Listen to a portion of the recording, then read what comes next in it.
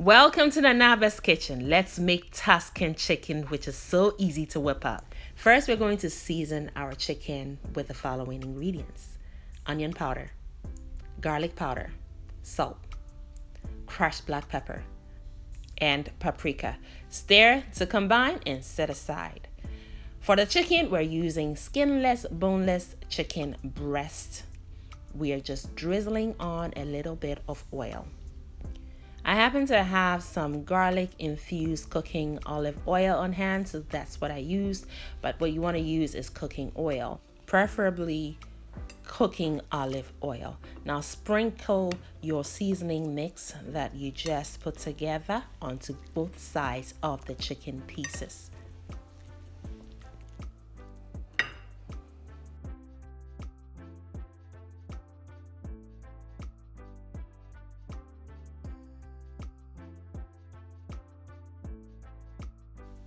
Now set the chicken aside. We have a little more prepping to do. And for the rest of the ingredients, we have minced 3 cloves of garlic very finely, chopped 1 large onion, as well as 1 paprika or red bell pepper, which is going to bring us a lot of sweetness and a pop of beautiful red color.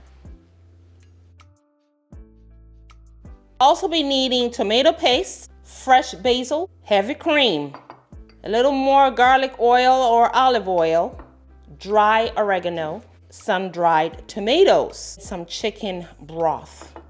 This is my mix of onion, garlic, salt, crushed black pepper, and paprika. This is the remainder of the chicken seasoning mix. We also need some butter. This recipe calls for fresh spinach. So we have some baby spinach here, as well as some dried tomatoes. Now I'm going to give this a chop up and set aside, and then we'll be done prepping.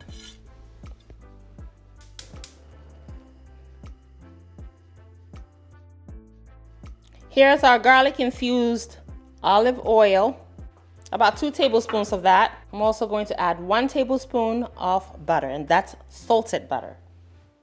Let the butter start melting, and the olive oil is going to prevent our butter from burning. And then we're going to go in with our chicken breast pieces, which have been resting for about 10 minutes, so they're well seasoned.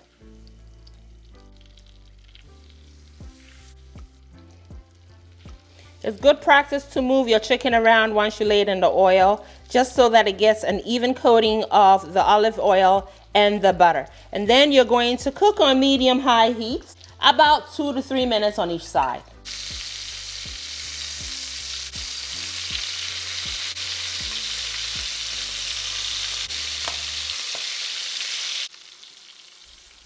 The chicken have been seared well, so remove and set aside. They're not cooked through though, so we will be cooking them again.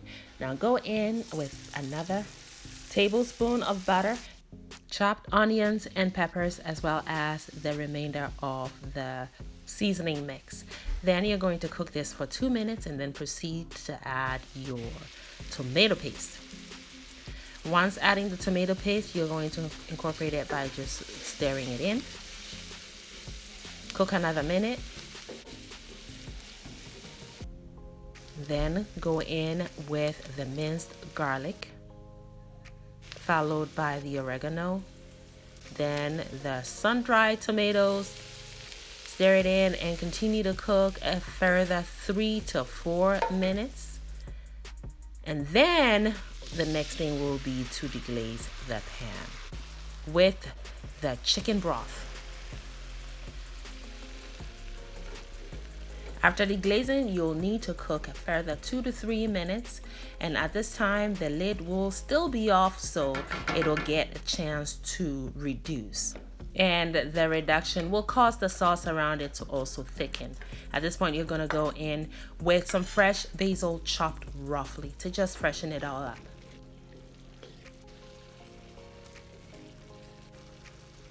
Now go in with the heavy cream and turn this whole thing into a creamy, tomatoey, rich sauce.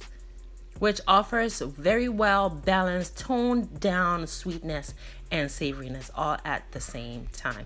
You're going to cook this down with the heat at the low medium setting for about 2 minutes, and then go in with the chicken pieces and its juices, which you don't want to leave behind. Just incorporate the chicken as well as you can without coating it entirely with the sauce. All right, now you're going to set the lid on, still on low medium heat, and cook a further 5 minutes, by which time the chicken will be cooked all the way through. And this is a good time to go in with the fresh baby spinach. Just get that stirred in as well as you can. What your goal is here is to just wilt it down. So literally we're using the residual heat to accomplish that.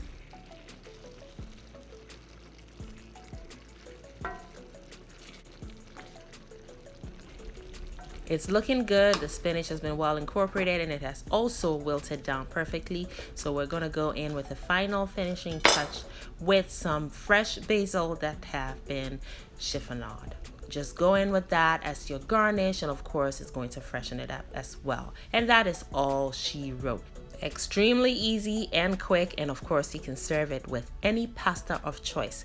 You can also dip some bread into it and just mop it up with that bread, a baguette, or any bread you like, really. You can also have it on mashed potatoes, roasted potatoes, or you can even have it by itself. And just look at that. And the presentation too. This looks good just as it is. Just as it is. Perfection. Friends, I hope you've learned a thing or two and are inspired to try this very quick and easy recipe, and equally delicious recipe. Please try it. Come back with your feedback. I would love to hear from you. The chicken is perfectly juicy and cooked through, and it was the best way to bring this show to an end. That bite sent me straight to, my happy place. Hope to see you pretty soon on my next one. And up until then, make it a great day and have fun, especially in that kitchen. Thank you, beautiful person, for watching the video all the way to the end. Kindly leave me a comment and subscribe down below, and don't forget to share the video as well. Also, watch more videos. It is chop time, and here in Anaba's kitchen, chop time is always yes, friends. So pull up a chair. We are all friends and family here.